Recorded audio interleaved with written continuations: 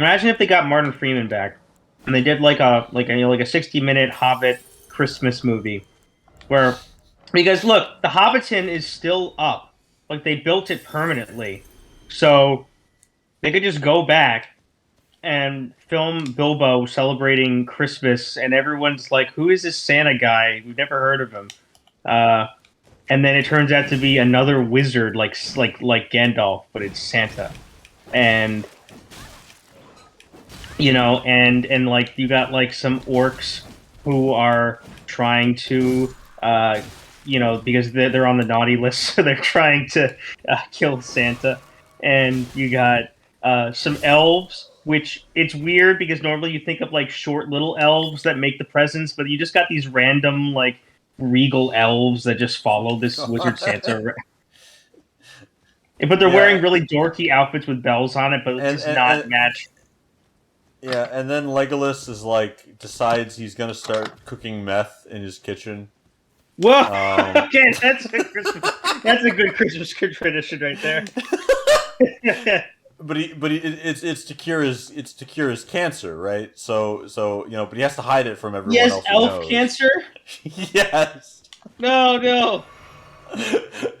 And then he has to hide it from everyone he knows that he's cooking meth because that would be looked down upon. He's gonna die and he's making the meth to sell to then fund his cancer treatment, right? So right, but he's gonna die in like 700 years if he doesn't get the cancer treated soon. Yeah. Oh, poor Legolas. Okay, so so he starts cooking meth and he's selling it to the dwarves of Erebor.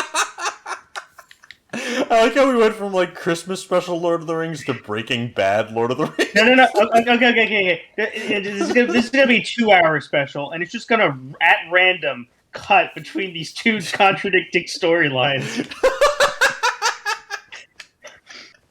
Where you got Legolas selling meth, and you got Bomber, and he decides he's eaten everything possible, but then he's like, "Oh, I've never eaten meth."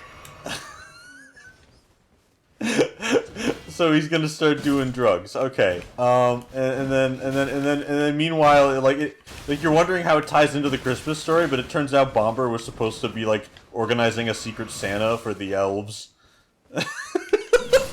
But he doesn't because he's high on meth. Oh man, this is a great story. We should write this down.